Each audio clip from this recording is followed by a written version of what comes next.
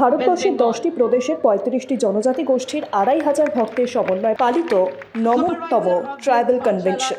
মূলত পিছিয়ে পড়া শ্রেণীর মানুষদের সমাজের সামনের সারিতে আনার লক্ষ্যে এই অনুষ্ঠান। গত শুক্রবার থেকে শুরু হয় এই কর্মসূচি, যা চলবে 3 দিন ধরে। ভারতবর্ষের বিভিন্ন রাজ্যে বিভিন্ন জনজাতি রয়েছে যারা বর্তমানে সমাজ থেকে এখনো অনেক পিছিয়ে। মূলত তাদের মধ্যে এখনো পর্যন্ত ঠিকভাবে শিক্ষার আলো প্রবেশ করতেই পারেনি।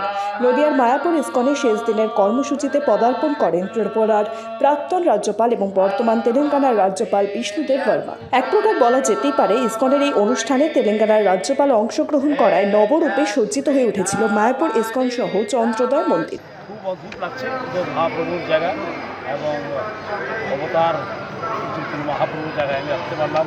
বহুদিন আগে আসার কথা ছিল, মহারাজ কিন্তু আসতে পারেনি। ভাগ্যে যখন লেখা হয় তখন এখন লেখা আছে, এখন এসেছি, এখন দর্শন করেছি, খুব ভালো লাগলো আমার। Bureau report, sky news.